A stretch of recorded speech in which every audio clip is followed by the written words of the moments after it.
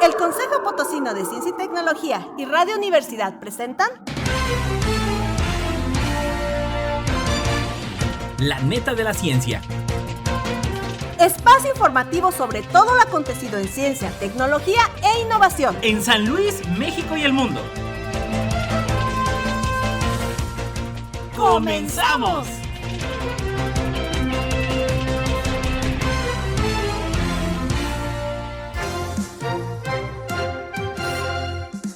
¿Qué tal, amigos? ¿Cómo están? Bienvenidos a La Neta de la Ciencia, jueves 10 de noviembre. Y bueno, pues ya el programa 78, como siempre, un gusto saludarle. Y bueno, sigan la transmisión a través del Twitter, Instagram y YouTube en @Coposit. En Facebook nos encuentra como Consejo Potosino de Ciencia y Tecnología.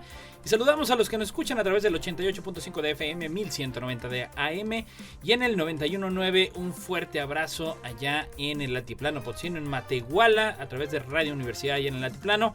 Y ya lo sabe, cualquiera de las emisiones de La Neta de la Ciencia las puede escuchar en Spotify. Vámonos con los titulares.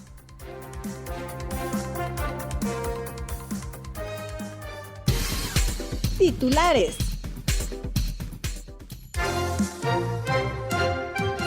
Inicia la cuarta semana estatal de Ciencia y Tecnología en la zona centro. Fundación de San Luis Potosí, las 2 veces que fue capital de México. 65 años de Cabo Tuna. Identifica Sinvestav los 6 tipos de bacterias que causan más muertes de niños en México. Visualizando lo invisible del reino de los hongos. A los mexicanos no les preocupa la salud mental. México encabeza la lista de veganos y vegetarianos en Latinoamérica. Toxoplasmosis. ¿Por qué el parásito del gato se propaga con tanto éxito entre los humanos? Detectado un asesino de planetas potencialmente peligroso para la Tierra. Cigarros electrónicos o tradicionales. Ambos dañan la salud cardiovascular. Ecología. ¿Salvar el mundo con el ecodiseño? La empresa de energía renovable británica que está talando bosques en Canadá. China logra cultivar arroz tolerante al riego con agua salada. La siembra de agua, una solución milenaria para enfrentarse a la sequía. China lanza un nuevo módulo laboratorio para su estación espacial. La vacuna materna de Pfizer contra el VRS consigue prevenir infecciones graves en bebés. Descubren receptor que podría prevenir sobre secuelas graves de infartos. Los peces nadan mirando hacia abajo para estabilizarse. El horario de verano reduce accidentes de tráfico con animales. ¿Qué pasaría con la humanidad de colapsar Internet? Noticias locales. Inicia la cuarta semana estatal de Ciencia y Tecnología en la zona centro.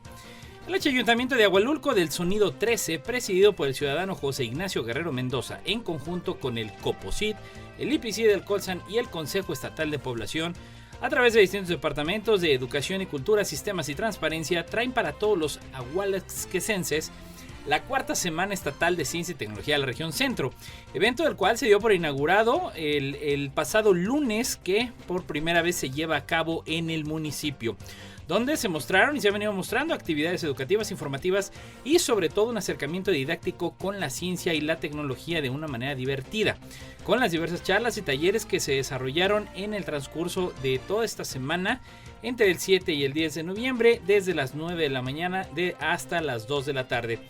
Asistieron a este importante evento la maestra Claudia Llamas, directora de vinculación del Consejo Potosino de Ciencia y Tecnología, la licenciada María Edith Velázquez, secretaria técnica del COESPO, el ingeniero Juan Alfonso Duarte, empresario destacado aquí de San Luis Potosí, el doctor Carlos Arriaga, representante del maestro Francisco Delgado Rojas, rector de la Universidad Politécnica de San Luis Potosí, el maestro Héctor González Picasso, subdirector académico de la Universidad Intercultural de San Luis Potosí, la licenciada Daniela Silva, representante del doctor Luis Antonio Salazar Olivo, director general del IPC, del profesor Gabriel Flores, supervisor de telesecundarias de la zona 75. También participó la doctora Guadalupe Villaseñor, supervisora de la zona 99 de las primarias de Mezquitic de Carmona. También fue Erika Guerrero, presidenta del sistema municipal DIF, y el profesor Alberto Cías, secretario general del Ayuntamiento. De igual forma los acompañó la profesora María de la Luz Cisnero, asesora municipal, y todo el equipo que conforma la administración 2021-2024 de Agualulco. Y bueno, pues ya están concluyendo sus actividades. Déjeme comentarle que pues también estuvo participando ahí como una actividad central el Domo Curioso, este espacio itinerante del Consejo Potosino de Ciencia y Tecnología, donde se estuvieron presentando distintos audiovisuales. Inclusive también tiene una proyección de Julián Carrillo y su famosísimo Sonido 13, que lo llevó, bueno, pues a pasar todas aquellas fronteras a nivel mundial. Este 3 de noviembre se celebran los 430 años de la fundación de San Luis Potosí. A lo largo de estos más de 4 siglos de existencia, la ciudad logró convertirse en un referente económico, social y cultural del país. Sin embargo, seríamos injustos al considerar la época colonial, pues el territorio donde se fundó el pueblo de San Luis durante la época prehispánica comprendió las áreas culturales de Mesoamérica y Aridoamérica. Su parte norte y centro-oeste fueron habitadas por las civilizaciones otomís y chichimecas, los cuales eran grupos indígenas principalmente de cazadores y recolectores. Los conquistadores exploraron su territorio durante varias décadas y no fue hasta 1592 cuando se descubrieron depósitos de oro y plata, con lo que dio inicio al desarrollo metalúrgico y asentamientos mineros en la actual capital del estado. Se le dio el nombre de San Luis Rey en honor a Luis IX de Francia, y Potosí porque se comparó con las minas de plata en la actual Bolivia. En los siglos XVII y XVIII, las órdenes religiosas se establecieron y empezaron a edificar iglesias y edificios, muchos de los cuales se encuentran en pie y se han convertido en universidades o museos. Durante la invasión de los Estados Unidos en los años de 1846 y 47, al estado se le conoció como San Luis de la Patria, por haber aportado gran cantidad de caudillos y elementos. Sin embargo, en la Guerra de Reforma, el estado potosino tuvo un rol muy destacado. No fue hasta la intervención francesa en 1863 cuando la ciudad fue declarada capital del país por el presidente Benito Juárez.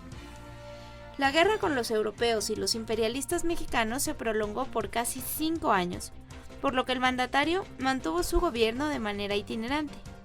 Entre ese periodo, Juárez viajó por todo el territorio nacional mientras combatía al ejército invasor y a los mexicanos imperialistas. Es así que en 2 ocasiones llegó a San Luis Potosí, convirtiéndola en ambas ocasiones como capital del país. La primera vez el 9 de junio de 1863, día en que trasladó los poderes de la República a la capital potosina. Su intención fue organizar desde el centro del país la resistencia republicana y nacional. La segunda vez en la historia, desde la fundación de San Luis, que esta fue capital de México, ocurrió el 21 de febrero de 1867. Llegó a la entidad por considerarla como un punto estratégico para la causa republicana. En esta ciudad, reorganizó las tropas liberales y asestó el golpe que representó el final del Segundo Imperio Mexicano.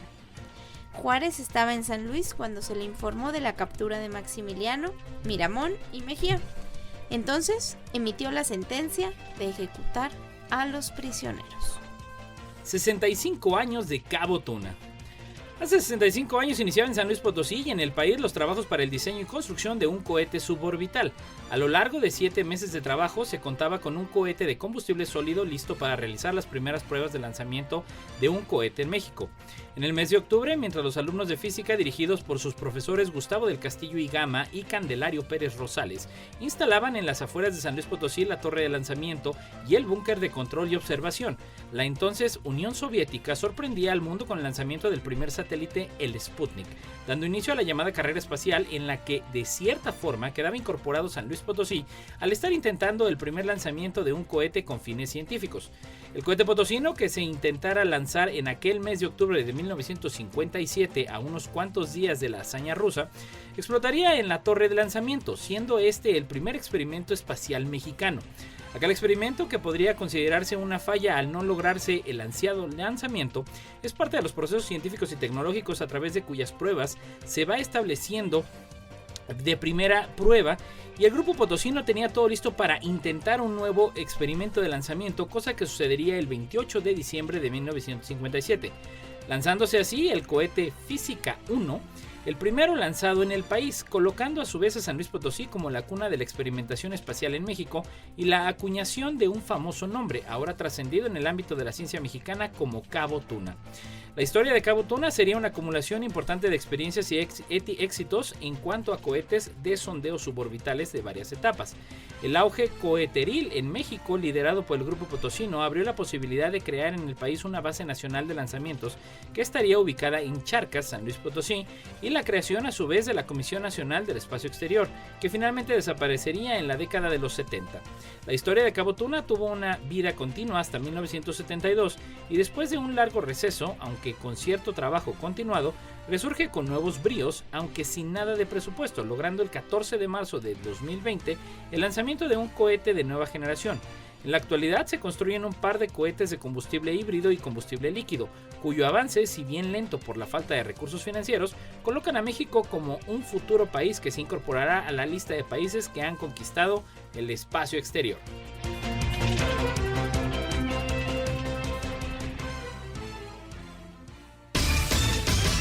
Noticias nacionales.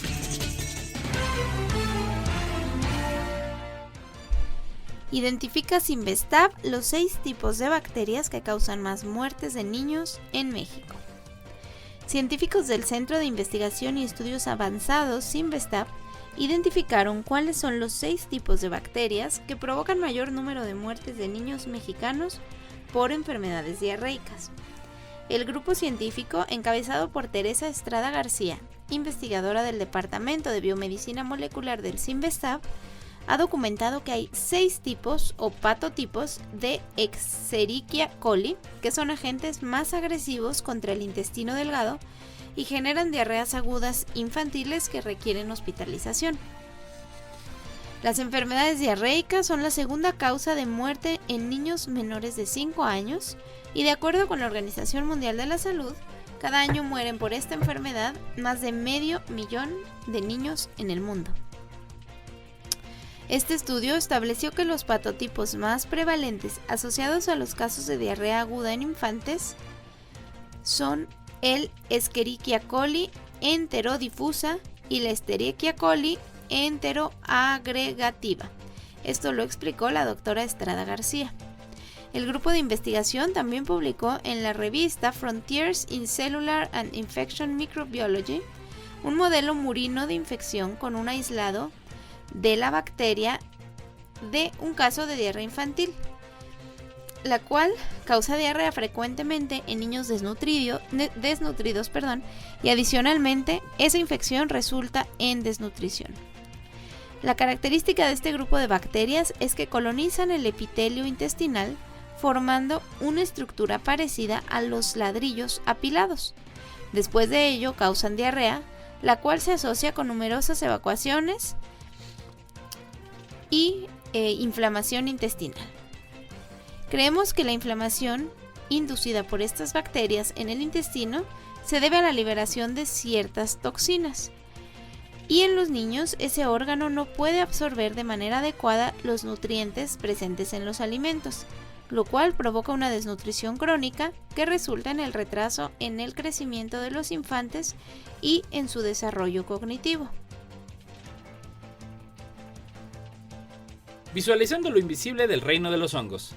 ¿Sabías que alrededor del 70% de las especies de hongos son tan pequeñitas que pasan desapercibidas a nuestra vista? Según el tamaño de las estructuras en donde los hongos producen sus esporas, esporófos, los micólogos, personas que estudian a los hongos, distinguen 2 grandes grupos de hongos, los macroscópicos y los macromicetos, y los microscópicos o microcetos. Los microcetos forman esporófos desde 1 milímetro hasta varias decenas de centímetros, mientras que los microcetos producen esporóforos que miden menos de 1 milímetro y solamente los percibimos cuando están agregados formando colonias, como por ejemplo las manchas verdes que aparecen en las naranjas. Consecuentemente, para la detección y estudio detallado de los microcetos se requiere de técnicas y aparatos complejos como los microscopios. Por su tamaño colorido y peculiares formas, las personas están familiarizadas con las especies macroscópicas e ignoran que la mayor parte del reino de los hongos la forman especies invisibles a nuestra vista. Los micromicetos se encuentran en todo el tiempo de ecosistemas, desde las zonas más frías hasta los trópicos. También tienen el mal gusto de proliferar en ambientes domésticos como casas, oficinas y almacenes de regiones cálido-húmedas como Jalapa y sus alrededores. Entre los hongos microscópicos hay especies muy sencillas, compuestas por unas cuantas células o incluso por una sola, unicelulares. Tal es el caso de las levaduras. Pero la mayoría son pluricelulares. Sus cuerpos son filamentos que se ramifican de formas finas como redes, mediante las cuales penetran en todo tipo de materiales orgánicos vivos o inertes de los que se extraen nutrientes para su alimentación, razón por la que a los hongos microscópicos comúnmente se les refiere como hongos filamentosos. Generalmente a los hongos microscópicos se les ha asociado con enfermedades de plantas y animales, razón por la que su estudio se ha centrado en las especies que ocasionan daños y pérdidas económicas, dejando a un lado exploración del resto de las especies que habitan en los ambientes naturales. Cabe mencionar que tan solo el 1% de las especies de microcetos son parásitas y que la gran mayoría vive como saprobios, o sea, sobre materias orgánicas inertes, o bien asociaciones benéficas con las plantas, ya sea dentro de sus raíces, especies micorrízicas o en sus tallos y hojas. En los ecosistemas, las actividades de los micromicetos ha sido poco valorada, a pesar de su impacto en funciones que repercuten en su estructura, manteniendo y haciendo equilibrio. En particular, las especies saprobias abundan en los restos vegetales y en las capas superficiales del suelo, en donde son parte de la dieta de lombrices, nematodos, ácaros y colémbolos. A los mexicanos no les preocupa la salud mental. Ipsos. Hasta la primera mitad del 2022, la mayoría de los mexicanos consideraban al COVID-19 como la principal amenaza a la salud propia y de sus familias. La segunda mayor amenaza para las personas de este país son las enfermedades generadas por la obesidad y, en tercer lugar, el cáncer. Estos datos forman parte de los resultados de la encuesta Monitor de Salud Global 2022, aplicada a adultos de 34 países por la compañía francesa de investigación Ipsos y que se difundió esta semana. Un dato importante es que México fue el segundo país donde menos personas respondieron que la salud mental es una preocupación real. Solo Japón tuvo resultados con menor preocupación que México sobre la necesidad de atender la salud mental de la población. El estudio de Ipsos fue realizado entre 23.507 adultos de 34 países entre julio y agosto de este año, a través de la plataforma en línea Global Advisor. Por tercer año consecutivo, el coronavirus sigue siendo la preocupación número 1 entre las personas encuestadas, pues 47% de los entrevistados en los 34 países consideraron al SARS-CoV-2 como la principal amenaza global de salud. En México, el 62% de los entrevistados dijo que el coronavirus es la principal amenaza, y Japón fue el país que mostró el mayor nivel de preocupación por la COVID-19 con un 73%. Desde una perspectiva internacional, la salud mental ocupó por primera vez el puesto número 2 entre las preocupaciones de los ciudadanos. Pero hay una diferencia muy marcada entre países, pues mientras en Suecia la salud mental es una preocupación para el 63% de las personas y en Chile para el 62%, en México y Japón, la salud mental solo fue considerada un tema prioritario para 15% de los entrevistados. En contraste con lo anterior, en México, la obesidad fue considerada el segundo problema de salud pública más preocupante. Así fue señalado por 55% de los entrevistados, que solo consideraron a la COVID-19 como algo más grave. Se nota la diferencia cuando se ve que la obesidad solo fue preocupante para 22% del promedio de todos los países. El cáncer sigue siendo una preocupación importante también, con poco más de un tercio, 34%, percibiéndolo como una de las principales preocupaciones.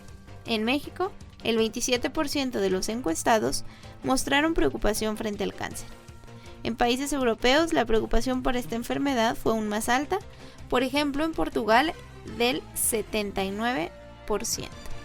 Sigue Bélgica en segundo lugar, donde el 59% señala el cáncer como una de las principales preocupaciones sanitarias. México encabeza la lista de veganos y vegetarianos en Latinoamérica. Aun cuando una gran parte de los platillos que forman la comida mexicana se basa en productos de origen animal, cada vez son más quienes van sumando opciones y alternativas en su menú diario y dejar de comer carne. Y es que según el estudio global de Nielsen sobre salud y percepciones de ingredientes, México es el país con más veganos y vegetarianos en Latinoamérica, seguido por Brasil y Perú, pese a que varios platillos de la cocina mexicana se preparan fritos e incluyen productos de origen animal. El estudio, presentado por la organización Love Veg, se aplicó a 30,000 usuarios de Internet de 63 países y reveló que durante 2022 aproximadamente el 36% de los mexicanos ha dejado de comer carne para convertirse en veganos o vegetarianos. De acuerdo con la organización, esta decisión ha sido mayormente motivada por convicciones personales o por su compasión hacia animales que son sometidos a muertes crueles para luego ser consumidos. Según la encuesta, también el 19% de los habitantes del territorio nacional son vegetarianos, el 14% flexitarianos, que consumen el mínimo de carne en su dieta, y el 9% son veganos. Sin embargo, es posible que la cifra de vegetarianos o veganos sea mayor, pues la base de los alimentos de la cocina mexicana son los vegetales como el maíz, frijoles, chile, jitomate, calabaza, entre otros. Al respecto, Love Veg informó que la producción de alimentos de origen animal es una de las actividades que más impacta al medio ambiente en forma negativa, tanto por las emisiones de gases de efecto invernadero como por el gasto de agua, costos de refrigeración, almacenamiento, transporte y desperdicios orgánicos generados. Asimismo, señalaron que una alimentación basada en plantas reduce considerablemente los gases de efecto invernadero, la deforestación y el desperdicio de agua. Además, al elegir alternativas vegetales en platillos típicos con base en ingredientes naturales como el pozole o los alimentos preparados con masa, suelen ser más baratas, rendidoras y evitan que millones de animales sean asesinados de forma cruel en rastros.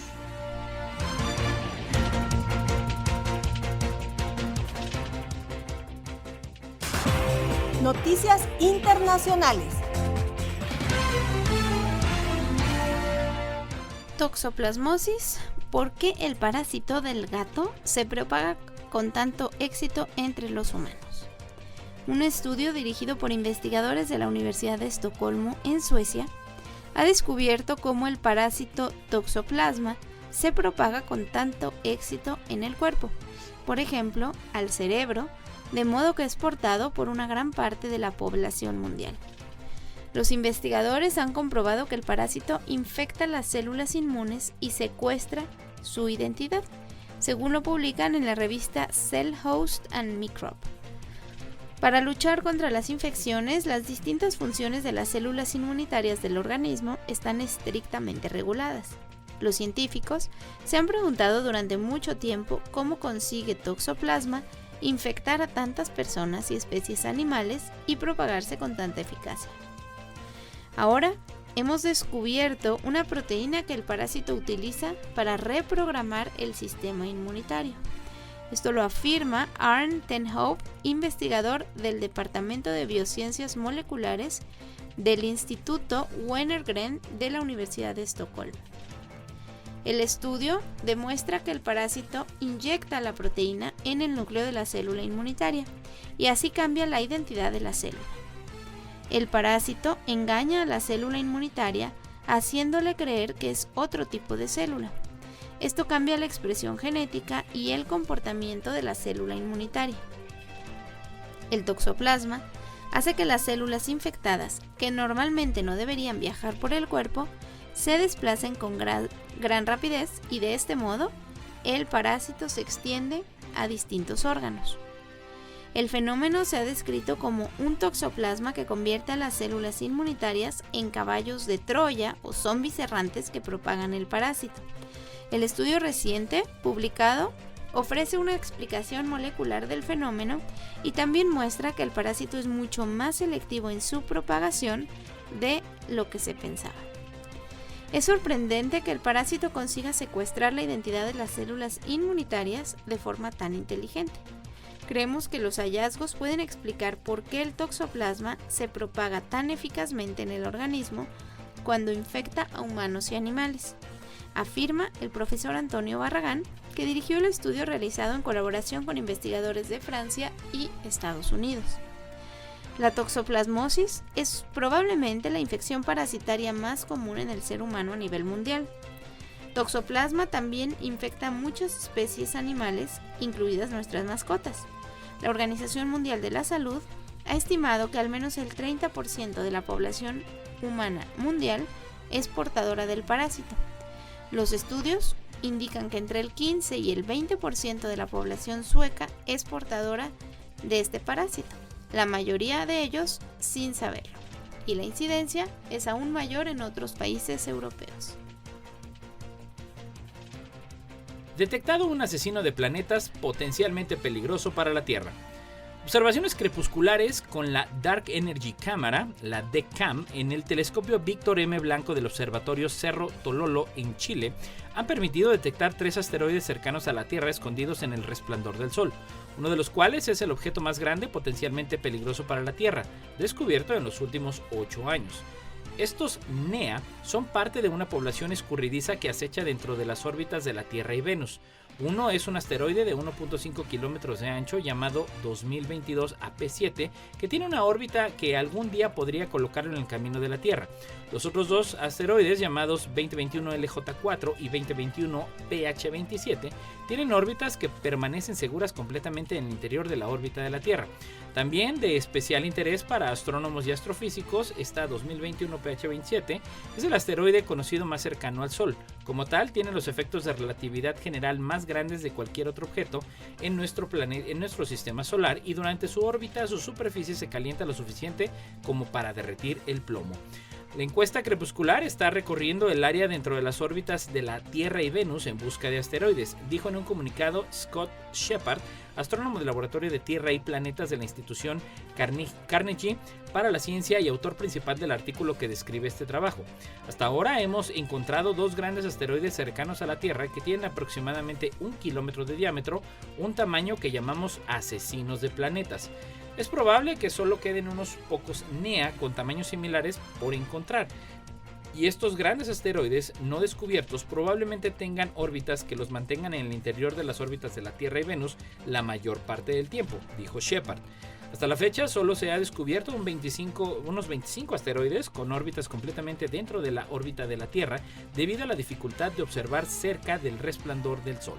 Encontrar asteroides en el sistema solar interior es un desafío de observación abrumador. Los astrónomos tienen solo 2 ventanas breves de 10 minutos cada noche para inspeccionar esta área y tienen que lidiar con un cierto cielo de fondo brillante como resultado del resplandor del Sol. Además, tales observaciones están muy cerca del horizonte, lo que significa que los astrónomos tienen que observar a través de una gruesa capa de la atmósfera terrestre, lo que puede desdibujar y distorsionar sus observaciones.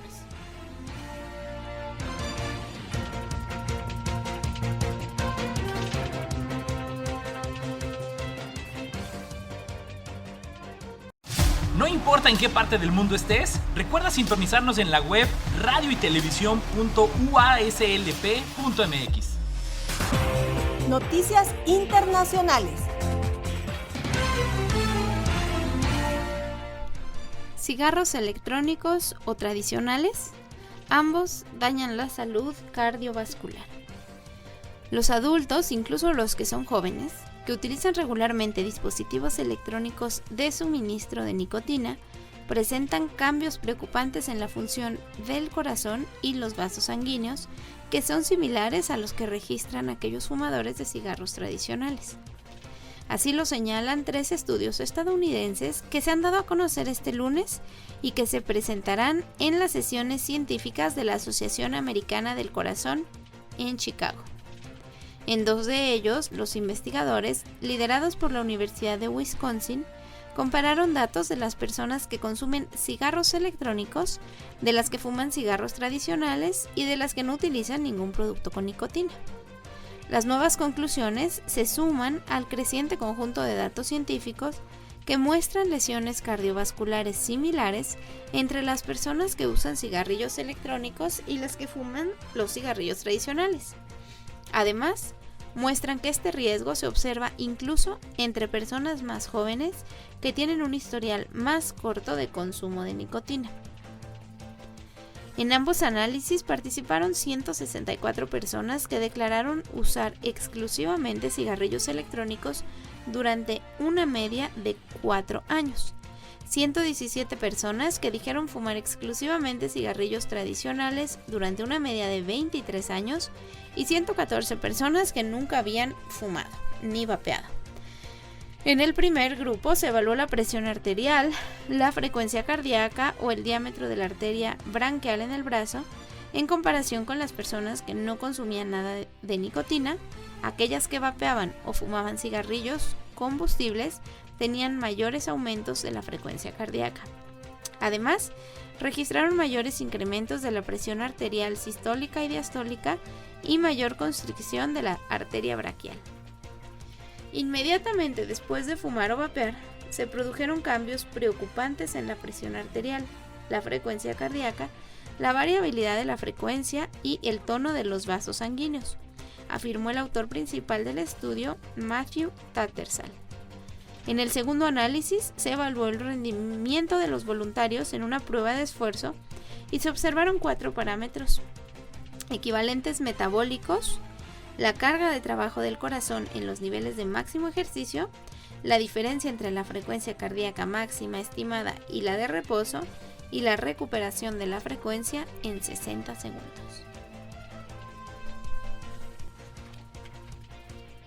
Ecología, ¿salvar el mundo con el ecodiseño?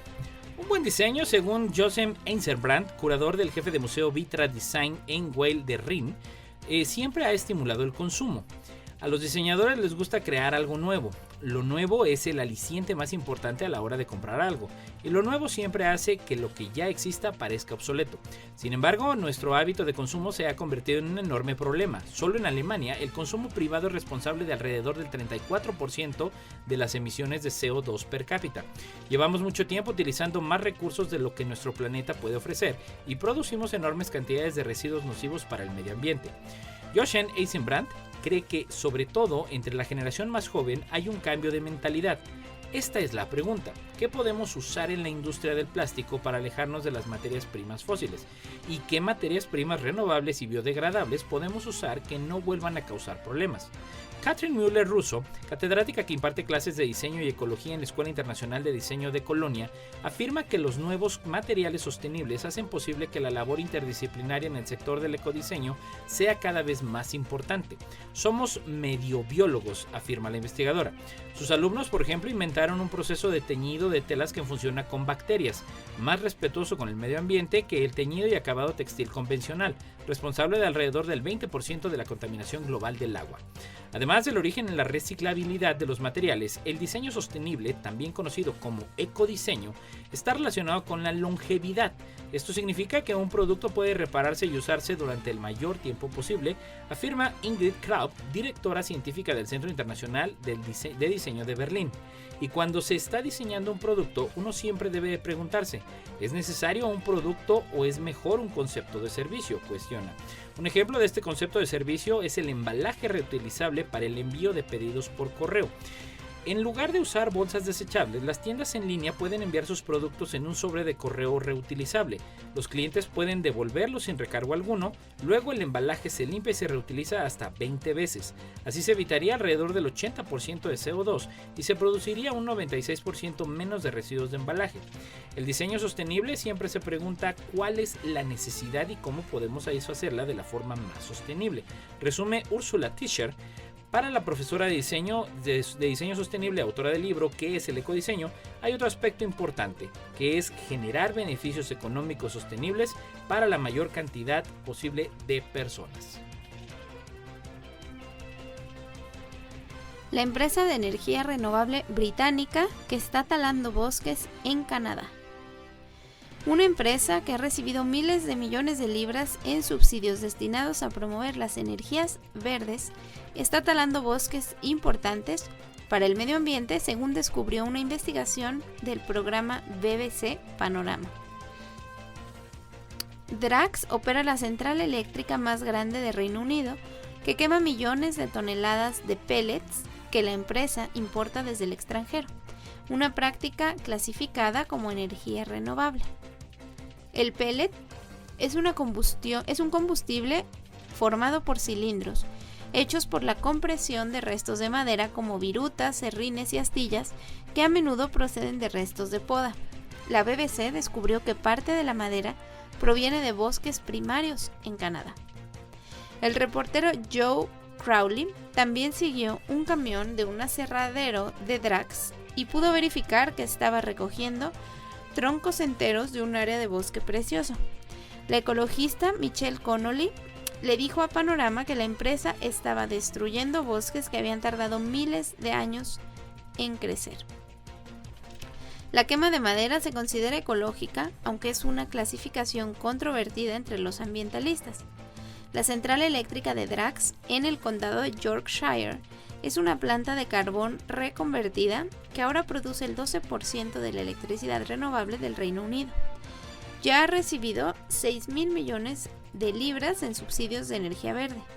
Panorama descubrió que Drax compró licencias de tala para cortar 2 áreas de bosques de importancia ambiental en la provincia canadiense de Columbia Británica.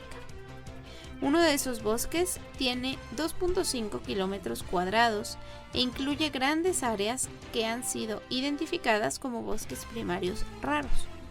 El gobierno provincial de Columbia Británica dice que los bosques primarios son particularmente importantes y que las empresas deberían posponer su tala. La propia política de abastecimiento responsable de Drax dice que evitará daños o perturbaciones a los bosques primarios y maduros. Sin embargo, las últimas imágenes satelitales muestran que Drax está talando el bosque. La compañía le dijo a Panorama que muchos de los árboles allí habían muerto y que la tala reduciría el riesgo de incendios forestales. Toda el área cubierta por la segunda licencia de tala de Drax ya ha sido talada. La quema de madera produce aún más gases de efecto invernadero que la quema de carbón. China logra cultivar arroz tolerante al riego con agua salada. La Academia de las Ciencias Chinas anunció un nuevo ensayo con una variante de arroz capaz de tolerar el riesgo con agua salada denominada Yangshan Bingjing, y se ha producido 505.1 kilogramos de arroz por cada 600 metros cuadrados. El Instituto de Genética y Desarrollo Biológico de la Academia es el responsable de este arrozal plantado en Doiying, en la provincia de Shandong, en este país, según recoge el portal chino Global Times.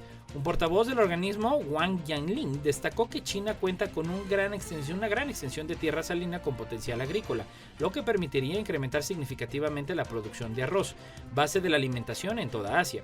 La variante tolera la sal, puede cultivarse entre julio y septiembre, resistente a las enfermedades, es eficaz con el consumo de agua y produce un arroz de calidad. El récord de producción de arroz por 1.600 metros cuadrados lo tiene una variante que se cosechó el 13 de octubre y que logró 691.8 kilogramos por metro cuadrado. La siembra de agua, una solución milenaria para enfrentarse a la sequía. Dicen en Perú que el que cosecha agua sin haberla sembrado es un ladrón.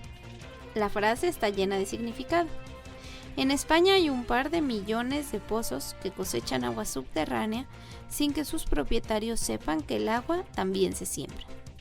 Los pueblos quechuas y aymaras lo hacen en los Andes desde hace más de 1000 años mediante la construcción y manejo de amunas, cochas y bofedales, entre otros sistemas.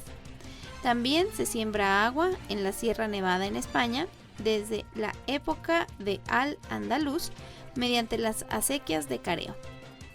Las investigaciones que se realizan en el Instituto Geológico y Minero de España muestran que la siembra de agua es un sistema realmente eficiente y válido para enfrentarse a la sequía y afrontar los retos que plantea el nuevo escenario climático. El sistema de siembra y cosecha es sencillo. Consiste en derivar e infiltrar agua en el subsuelo y recuperarla en otros lugares unos meses o años después. No se trata de implorar para que llueva ni de levantar estructuras de hormigón. Se trata de conocer los sistemas naturales de la tierra y aprovecharlos sin dañarlos para que el agua no deje de brotar. Las precipitaciones dejaron de producirse en la Sierra Nevada allá por el mes de marzo. Hace meses desaparecieron los neveros en sus cumbres y algunas de sus lagunas emblemáticas se han secado. Pero sus ríos, sus manantiales y las fuentes de sus pueblos siguen brotando con abundante caudal. ¿Por qué se da esta singularidad en la Sierra Nevada? La respuesta es sencilla. Los habitantes de la montaña semiárida más meridional de Europa aprendieron a sembrar y a cosechar agua hace mucho tiempo, más o menos unos 1000 años, cuando las condiciones climáticas eran muy parecidas a las actuales.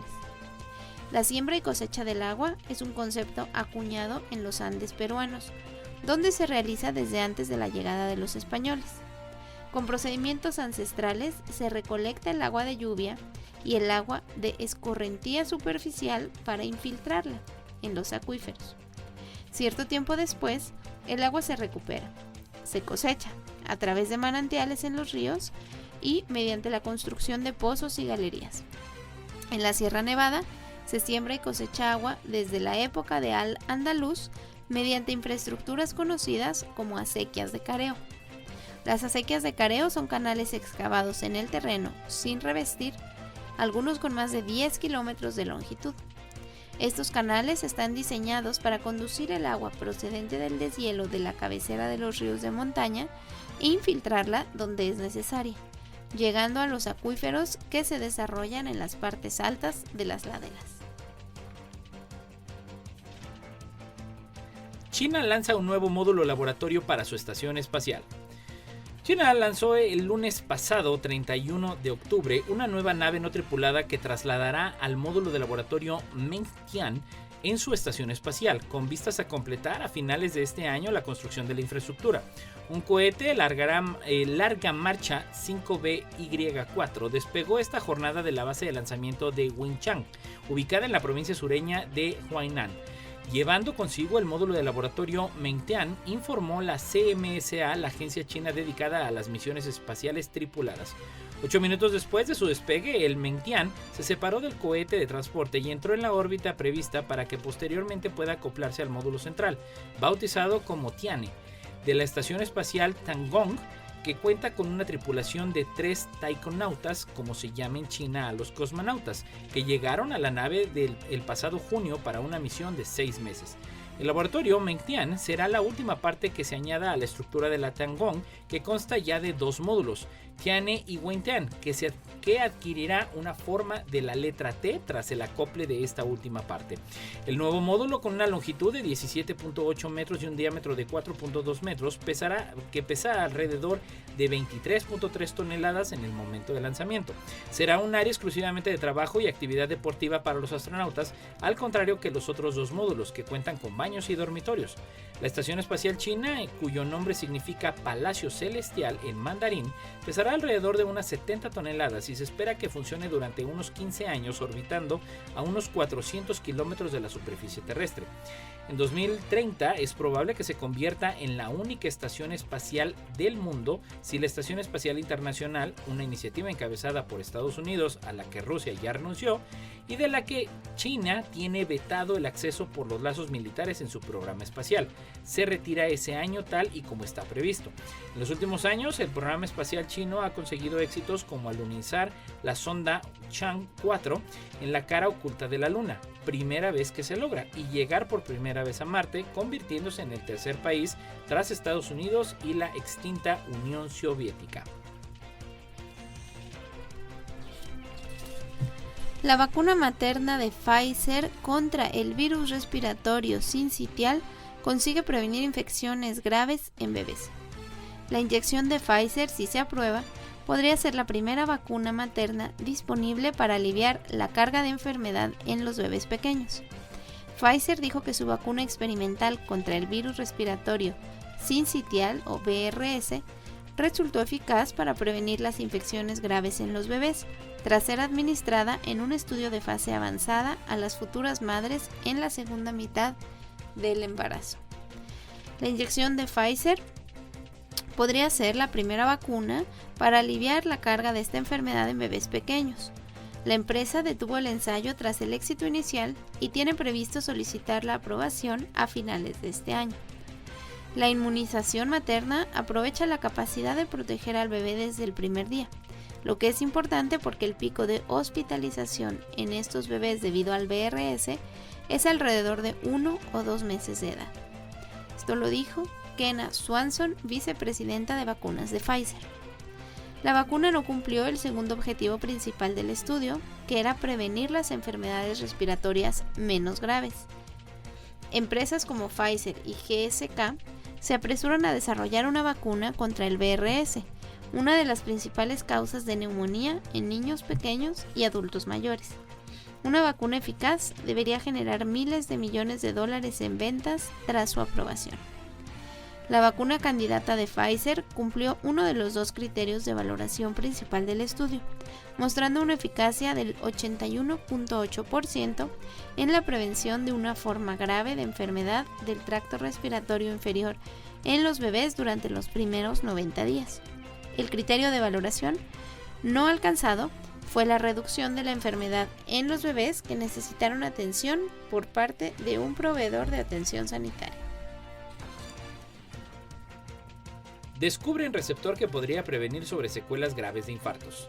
Un equipo de investigadores del CIBER de enfermedades cardiovasculares ha descubierto un factor clave que protege al corazón tras un infarto y cuyos niveles además pueden ayudar a predecir posibles secuelas graves en el funcionamiento de este órgano.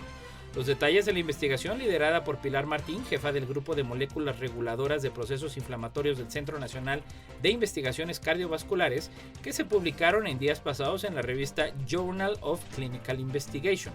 El estudio explica que la expresión del receptor CD69 en los linfocitos T reguladores protege al corazón después de sufrir un infarto, porque controla la inflamación exacerbada que causa el daño cardíaco a medio plazo. El trabajo en el que han participado científicos del CIBERSE en el Hospital Universitario de la Princesa en Madrid, el Instituto de Investigaciones Biomédicas de Barcelona y el IIB Sant Pau, también de Barcelona, desvela además que los niveles de este receptor CD69 en sangre periférica podrían predecir el desarrollo de fallo cardíaco, es decir, de secuelas graves en la funcionalidad del corazón. Los linfocitos T reguladores son las células encargadas de controlar a otros elementos del sistema inmune para evitar que las respuestas inflamatorias descontroladas puedan acabar causando un daño no deseado, explica Rafael Blanco Domínguez, primer firmante del trabajo investigador del CNCIC. Para el estudio, el equipo analizó los marcadores inmunológicos sanguíneos de 283 pacientes con infarto de miocardio, que es la principal causa de muerte en el mundo.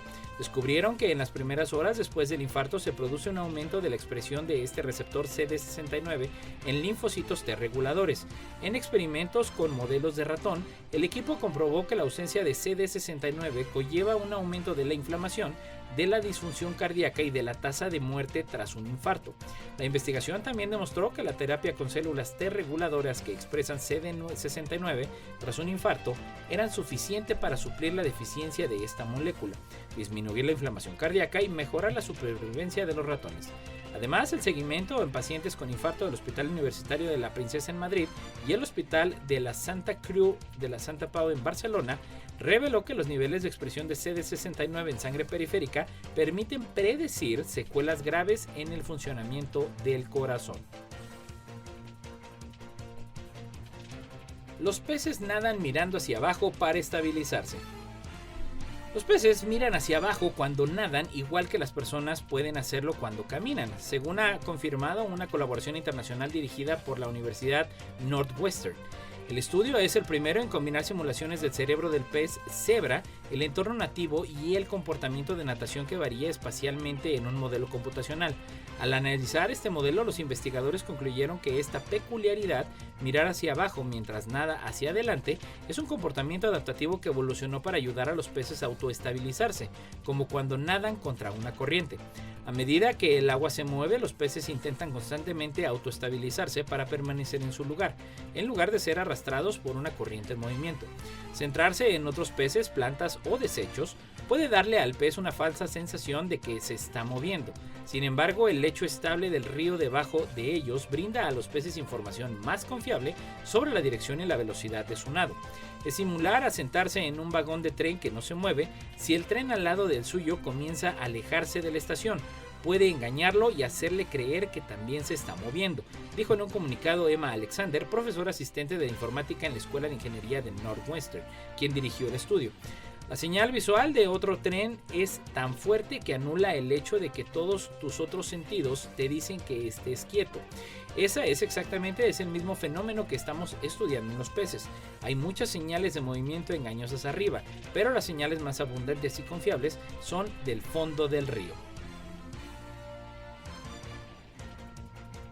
El horario de verano reduce accidentes de tráfico con animales.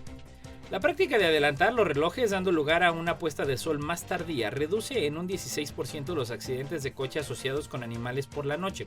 Los investigadores han desarrollado un modelo publicado en la revista Current Biology que demuestra los beneficios que tiene el horario de verano permanente, no solo para salvar la vida de los animales, sino también para reducir los costes de las colisiones y las lesiones humanas. Vimos estos enormes y abruptos cambios en la actividad humana asociados con el momento de la salida y la puesta del sol, así que nos hizo pensar que si los humanos responden a la hora del reloj, mientras que los animales responden a la hora de la luz del día, ¿crea eso más oportunidades para el conflicto entre la vida silvestre y los humanos? Explica en un comunicado el primer autor, Callum Cunningham, biólogo de la Escuela de Ciencias Ambientales y Forestales de la Universidad de Washington. Utilizando datos de 23 agencias estatales del Departamento de Transportes de Estados Unidos, el equipo de Cunningham analizó 1.012.465 colisiones entre ciervos y vehículos y 96 millones de observaciones de tráfico por hora en todo el país. Su análisis demostró que las colisiones son 14 veces más frecuentes 2 horas después de la puesta de sol que antes, y lo que es más sorprendente, el índice de colisiones entre vehículos y ciervos aumentó un 16% la semana siguiente al cambio de hora. A partir de estas cifras pudieron predecir que si el horario de verano se aplicara durante todo el año, se evitarían 36.550 muertes de ciervos, 33 muertes de personas y 2.054 lesiones humanas, así como $1.190 millones en costes de colisión al año. Lo más probable es que los datos de las colisiones de automóviles sean muy inferiores a los que se registran, por lo que es probable que estas cifras sean mucho mayores que las indicadas señalan en el estudio. ¿Qué pasaría con la humanidad de colapsar Internet? Error 404. Ese es el mensaje que vemos en la pantalla cuando un dispositivo no es capaz de conectarse a un sitio de internet, bien porque está desapercibido del servidor o porque el enlace es incorrecto. Es también el título del libro de la periodista española especializada en ciencia y tecnología Esther Paniagua de Madrid, un ensayo impactante en el que plantea, entre otros asuntos, la posibilidad de que Internet colapse y el caos y el pánico se adueñen del mundo, porque nadie, ni siquiera los gobiernos o los estados, están preparados para enfrentar el escenario apocalíptico que seguiría. En ese contexto, lo que la autora busca con su trabajo es precisamente llamar la atención sobre la aterradora posibilidad antes de que sea demasiado tarde. Al respecto, BBC Mundo habló con Paniagua en el marco del High Festival Arequipa, que se realizó entre el 3 y el 6 de noviembre en la ciudad peruana.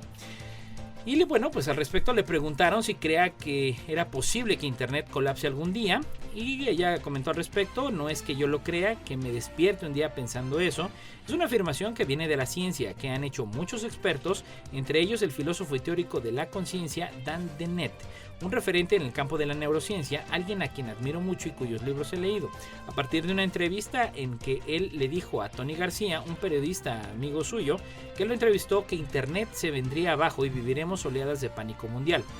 Ella empezó a investigar y se dio cuenta de que aquella frase tenía fundamento. Empapando el conocimiento de los tecnólogos y otros especialistas que lo rodean, Dennett piensa que las consecuencias sociales que tendría un apagón en Internet y en lo que nos ha llevado en esas consecuencias sean peores de lo que deberían ser o podrían ser. ¿Es entonces una cuestión de tiempo que Internet colapse?, le preguntaron. Y bueno, pues ella al respecto comentaba que no diría que es un 100% seguro que Internet colapse en algún momento y que todo dejará de funcionar, pero sí cree que es altamente probable. Lo que obviamente no se tiene es una fecha igual que la que nadie tiene. Puede pasar mañana, dentro de 5 años, dentro de 10 o nunca, aunque se cree que nunca es lo menos probable de todas las posibilidades. ¿Qué sucedería si cayera en Internet? Pues bueno, todo, absolutamente todo depende de Internet. y eso hace que sea especialmente vulnerable. Se han convertido todo en un ordenador, desde las infraestructuras críticas a los hospitales, las administraciones públicas, las universidades, las empresas, los cuerpos, la propia ropa, los electrodomésticos, la misma electricidad. Así que si cayera, todo dejaría de funcionar y se produciría además un efecto en cadena. En este sentido, un efecto dominó porque afectaría incluso a servicios que no están conectados a la red. Ya se ha visto simulacros muy reales, pero a escala muy pequeñita de lo que podría pasar.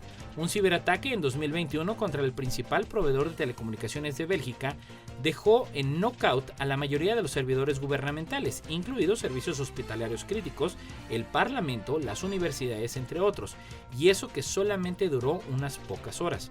Los expertos de los servicios de inteligencia aseguran que sería a partir de 48 horas cuando se comenzaría a cundir el pánico, cuando la gente empezaría a temer por su supervivencia. En este sentido, pues le preguntan si la caída de internet haría a la gente temer por su supervivencia. Y que no preguntan si no fuera un poco apocalíptico. Y ella respondió que claro, pero es que entre todo lo que dejaría de funcionar estarían los mercados y los supermercados. Sin internet no podrían facturar, no podrían cobrar más que en efectivo. Pero la generalidad es que no podrían sacar el efectivo del banco. Así que aunque los productos estén ahí, no los podrían comprar. En ese sentido, ¿qué pasaría si no podemos tener acceso a alimentos o medicinas porque no tenemos efectivo? Pues ni siquiera los expertos en seguridad nacional son conscientes de hasta dónde llegaría ese efecto en cascada. Se menciona en el libro que podrían quedarse sin internet en menos de 30 minutos. Y ella comentó que en 1998 un grupo de hackers éticos y hackeros buenos fue llamado a comparecer ante el Senado de Estados Unidos, dada la preocupación que ya había por aquel entonces que se cayera internet, y con él todo el comercio electrónico asociado, que entonces aún era incipiente. Esos hackers declararon que en 30 minutos eran capaces de derribar toda la red a través de vulnerabilidades en un protocolo base de internet, que, por decirlo de manera sencilla, hace que la información fluya de la forma más eficiente posible. Es como el GPS de internet, es que cuando quieres llegar de un punto a otro de la red, por ejemplo escribiendo el nombre de una web haciendo clic en algo, decide cuál es la forma más rápida de hacerlo. Fue precisamente una actualización de ese protocolo lo que, según la versión de Meta, hizo que el 4 de octubre de 2021 se cayeran todos los sistemas de la familia Facebook, desde WhatsApp a Instagram, y solo con eso ya cundió el pánico. Esa es una de las posibles vías de caída de internet, pero no la única. Un ataque contra Google o Amazon, por ejemplo, supondría cargarse la mitad de la red. Con las consecuencias de eso tendría para las personas y las empresas que guardan su información en las nubes. También están nuestros teléfonos, que son además un blanco muy fácil, aunque también duraría poco tiempo, porque las operadoras se darían cuenta y lo resolverían seguramente en un plazo inferior a esos 2 días que tenemos de margen previo al desastre, probablemente en cuestión de horas. Y eso es lo que tenemos todo por el día de hoy en La Neta de la Ciencia. Ya lo sabe, cada jueves en punto de las 11 de la mañana. Gracias a Lalo Carrillo en los controles. Nos escuchamos el próximo jueves. Esto fue